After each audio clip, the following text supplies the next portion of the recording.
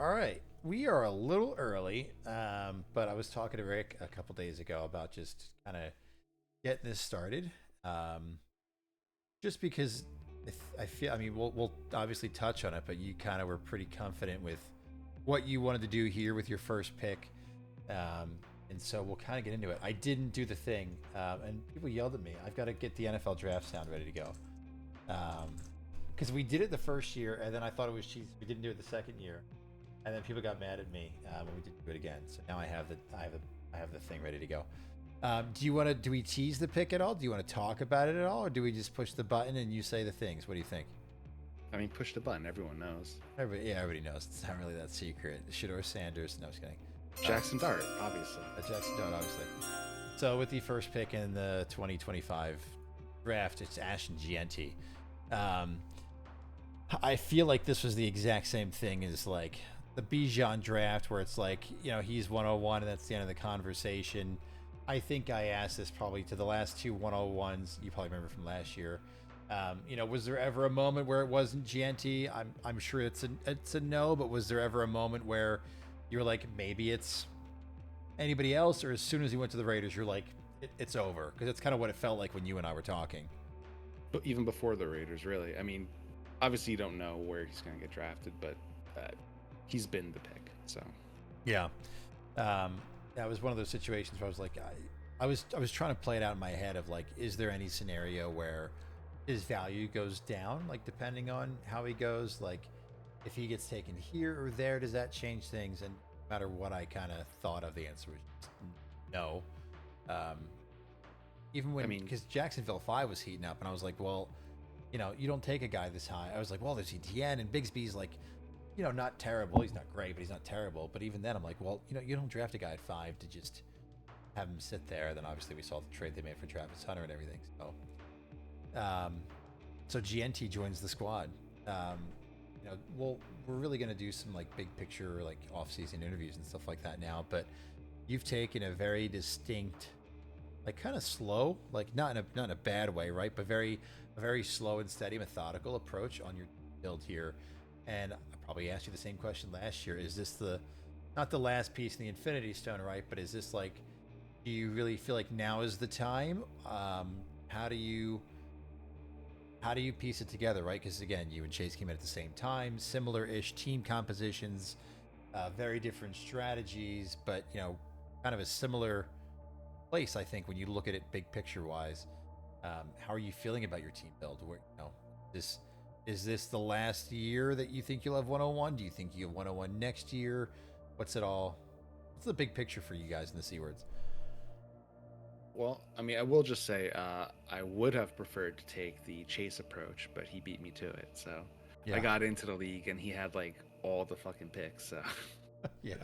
um, no, I mean, this is definitely not the end. This is the start, right? Like, um, my QB situation is not settled. Um, I mean, I still believe in my QBs, but remains to be seen what happens. So my hope is, this time next year, I might have the first pick again, and actually, that would be fine. But from that point forward, I would hope we start getting into the being a bit more competitive. Hopefully, I have enough cap space to start making some moves and enough young players on cheap contracts that I can afford to maybe overpay more than I would prefer for some vets, but Right.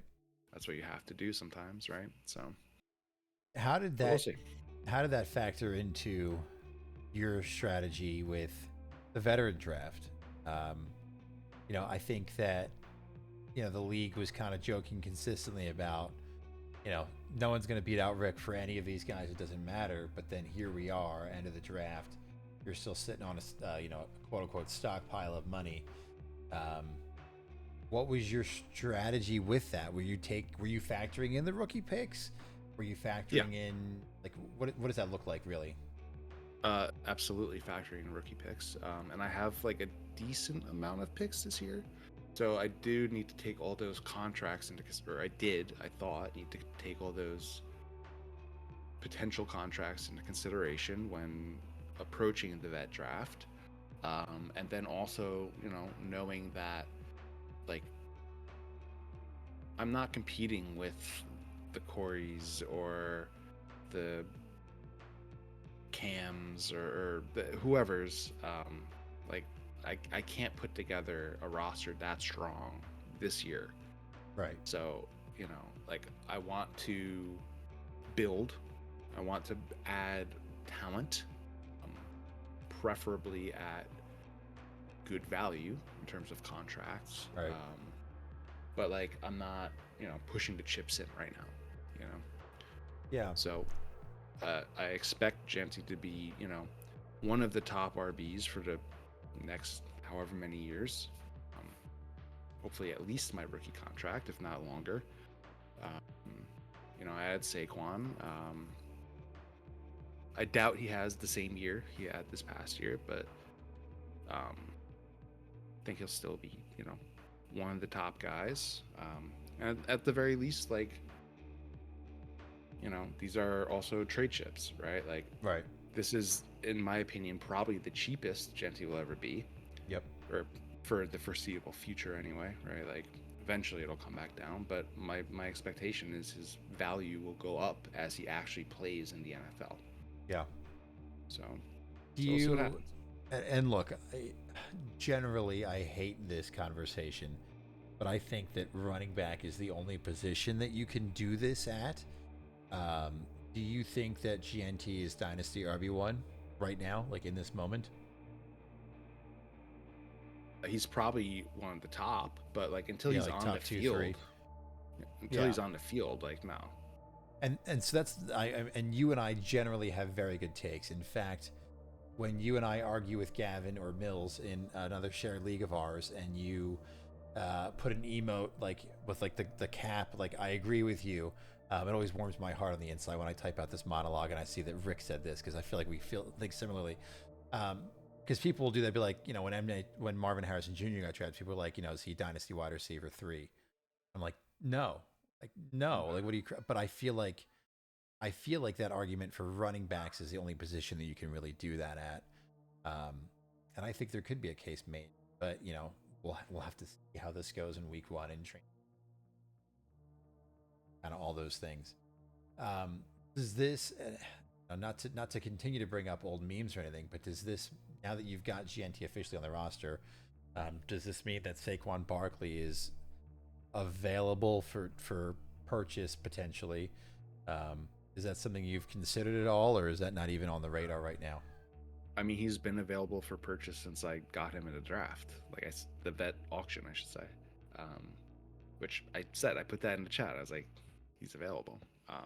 Yeah, come get him.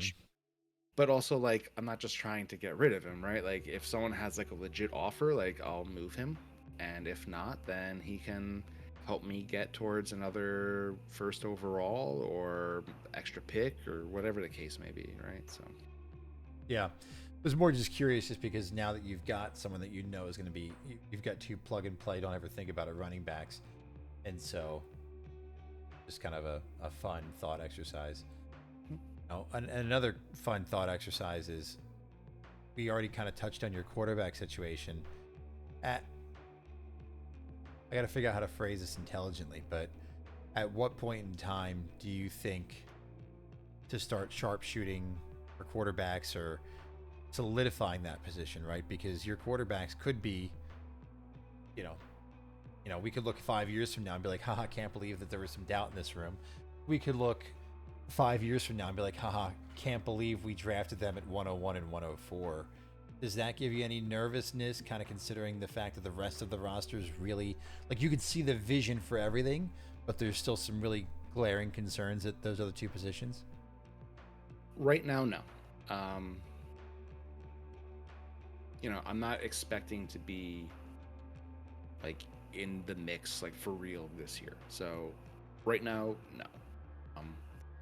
Next year, a little more, but also like we don't know what this draft next year is going to look like, right? So right.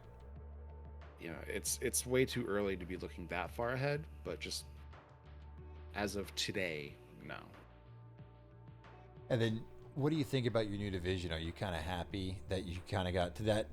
Did that help solidify things for you? I really, I don't want to give Cam any credit because that's not something I enjoy doing. But I like his idea to put himself in a tough division that he should still win this year, but then it almost makes his tank easier next year.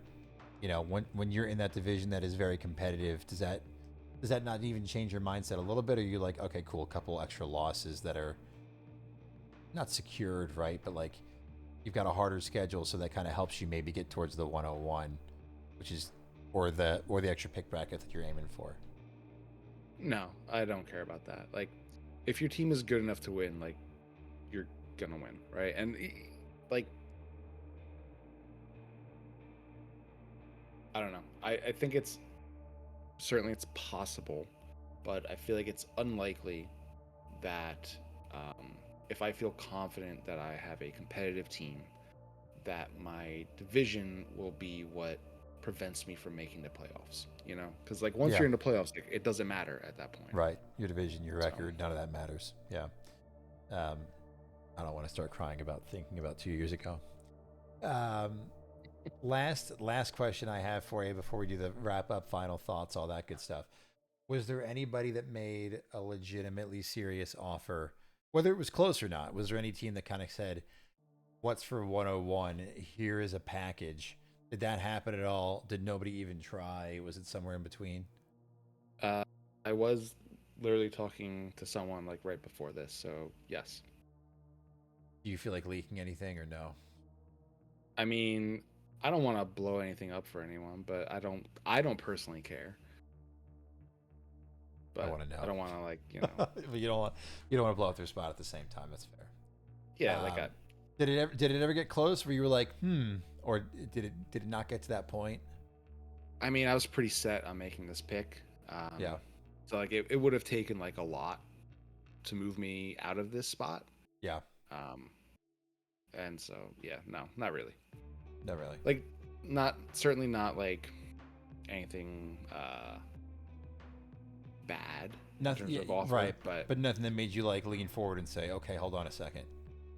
yeah. Yeah. So it was a respectable offer. Yeah, it's fine. Yeah, fine, fine. Well, that does it. Hope you guys enjoy the surprise early start to the draft. Morgan, you're on the clock. Who is 103? Is it Got is it Vasquez? Victoria. Victoria, yeah. So Victoria's got 103. So you're in the hole. Get ready with Morgan on the clock. Morgan has said openly Travis Hunter is the pick. I I thought he wonder if said that's smokescreen. Hampton's the pick. I thought he said Travis Hunter's the pick. After I mean, he Travis said Hunter multiple went to. things. Oh, okay, yeah. He has said multiple things, but I think he said Travis Hunter is what he's leaning towards at 102. But that could be a smokescreen because I think, and that's a conversation we won't have here because then we're tipping our own individual draft strategies, especially with how many leagues we're in with each other. I think I think I even fucking said it already in our league chat. So maybe those of you that don't pay attention, I think there's a very clear 102, and it'll be interesting to see because everybody knows what 101 is going to be. I feel like 102, 103, 104 is like, hey, it's a kind of a group of these guys. I've seen some people sneak in there. And then 105, 106, 107 is like a tier. And then it's just, you know, interesting from there.